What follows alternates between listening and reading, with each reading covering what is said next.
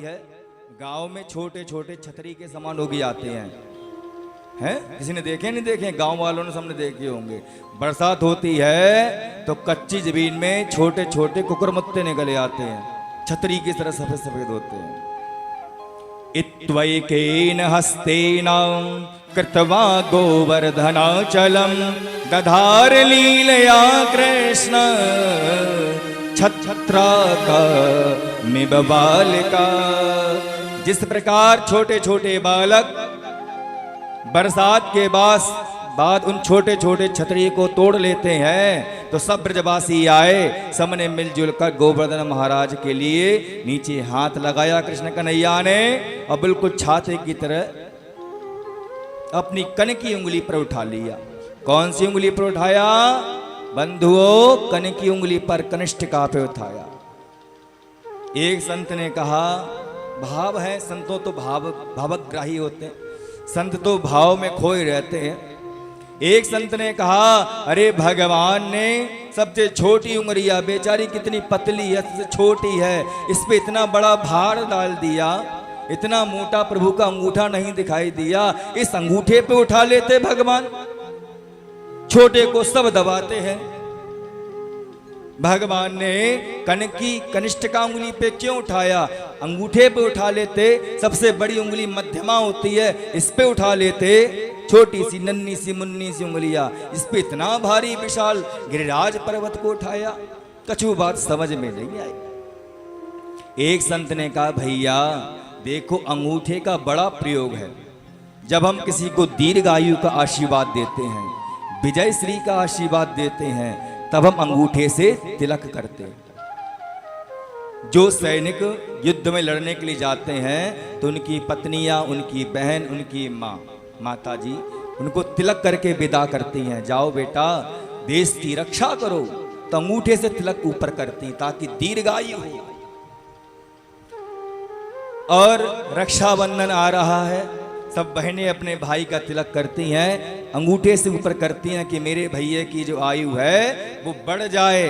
और दूसरी बात, अंगूठे में होता है ब्रह्म का वास। अंगूठे में किसका वास होता है? ब्रह्म का वास होता है। तभी तो योगी जन, महात्मा जन, संत जन, सिद्ध जन इस अंगूठे को, उंगली को मिलाकर ही तो करते हैं। इस उंगली को क्यों नहीं मिलाते? इस उंगली को बंद मिलाकर ध्यान क्यों नहीं करते? इसी उंगली को मिलाकर ध्यान क्यों करते हैं? क्योंकि इस अंगूठे में होता है ब्रह्म का वास और इस उंगली में होता है जीव का वास। जब ब्रह्म और जीव मिलेंगे तभी तो ध्यान सही से हो पाएगा।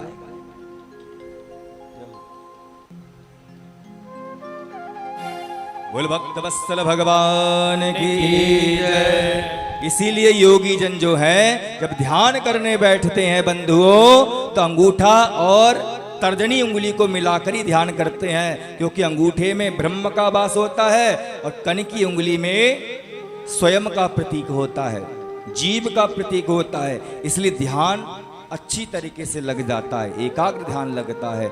इसलिए इस अंगूठे का भी बड़ा प्रयोग है, इस उंगली का भी बड़ा प्रयोग है। इसलिए परमात्मा ने इस अंगूठे पे नहीं उठाया, ना ही इस उंगली पे उठाया, क्योंकि जब हम अपने पूर्वजों का तिलक करते हैं तो किस उंगली से करते हैं? बताओ, किसी को याद हो तो? अपने पूर्वजों का तिलक किस उंगली से करना चाहिए? किसी को नहीं पता? हाथ उठाओ जिनको पता है। जय हो। आज भोजन कम करके आए हो क्या? भाई विवाह आज है, दावत तो परसों होगी।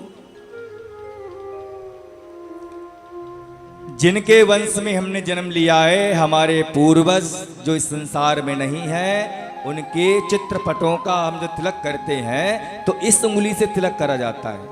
कौन सी उंगली से? इस उंगली से तिलक करा जाता है अपने पूर्वजों का। कुछ लोग कहते हैं कि पूर्वजों की चित्रपट कहाँ लगाना चाहिए? हर दिशा में अपने पूर्वजों का फोटो नहीं लगाया जाता। कौन सी दिशा में? दक्षिण दिशा में लगाते हैं। दक्षिण समझ गए? सूरज की तरफ अपना मुख कर लो। जब सूरज की तरफ अपना मुख करेंगे आप, तो आपका जो सीधा हाथ आएगा दक्षिण बन जाएगा। दक्षिण दिशा में ही अपने पूर्वजों की चित्रपटों को लगाया जाता है। लेकिन एक बात ध्यान देने वाली है, कभी भी दक्षिण दिशा में दीवार घड़ी नहीं लगाना चाहिए। अगर दक्षिण दिशा में दीवार घड़ी लगाओगे तो वास्तु दोष के अनुसार घर में जो है आपका समय जो है वो गलत होना शुरू हो जाएगा।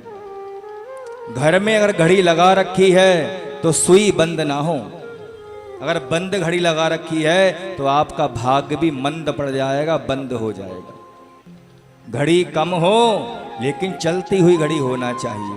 तो भगवान ने इस उंगली पर इसीलिए नहीं उठाया गोवर्धन महाराज के लिए। एक ने कहा ये बड़ी वाली उंगली है, इस उंगली पे उठा लेते, तो कहा नहीं बंधुओं, इस उंगली का भी बड़ा प्रयोग है। क्या प्रयोग है? इस उंगली का जो तिलक किया जाता है वह स्वयं के तिलक के लिए। जब हम खुद के तिलक करते हैं तो किस उंगली से करना चाहिए? इस उंगली से, मध्यमा उंगली से। सबसे बड़ी वाली जो उंगली है इससे खुद के तिलक करना चाहिए। अच्छा, तो इस पे खुद का करना चाहिए तो इस वाली उंगली पे उठा लेते। एक संत ने कहा नहीं भैया, इस उंगली से भी नहीं, क्योंकि जब ब्राह्मणों के तिलक करते हैं, जब हम किसी संत का तिलक करते हैं, जब भगवान का तिलक करते हैं, जब गौ माता का तिलक करते हैं, जब अपने से पूजनीय व्यक्तियों का तिलक करते हैं, महापुरुषों का तिलक करते हैं, तब हमारे लिए अनामिका उंगली, इस उंगली से तिलक करना चाहिए। अब बेचारी ये उंगली बची, किसी काम की नहीं। तो भगवान ने सोचा जो किसी काम का नहीं है वो हमारा है। इसलिए कृष्ण कन्हैया ने अपनी इस उंगली पर गिरिराज को धारण कर लिया, और गिरिराज को धारण करने के कारण भगवान का एक नाम और पड़ गया। क्या नाम पड़ गया? गिरिराज धरण भगवान की जय, गिरिराज महाराज की जय।